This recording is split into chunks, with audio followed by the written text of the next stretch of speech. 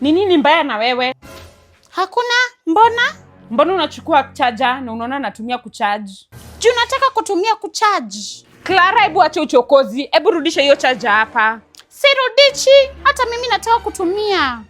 Clara, si nimekuja hii charger kutoka kwako like 20 minutes ago na simu yako ilikuwa 100%.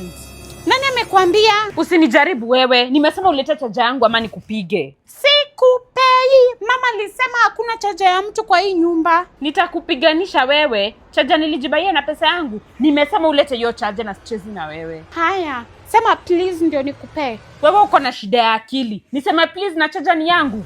Nimesema hiyo charger utauliza na Raudi hii. Sina wauliza. Ni nini inaendelea hapa? Mam, si ni Clara amenipata nikicharge simu alafu ananinyang'anya charger. Uongo mam. Keta ameshinda na hii charger kutoka jana usiku. Mimi hata sijapata chance ya kucharge nayo simu yangu. Sasa charger ya simu ni kitu ya kupigania kweli? Mam, imagine nataka kunipiga juu tu ya charger.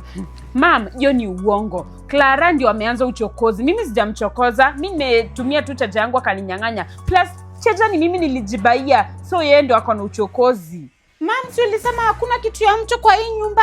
Tutumie wote. So sikupei. Fanya kenye unafanyanga ukiwa umekasirika. Leta hiyo charger. Sawa. Leta.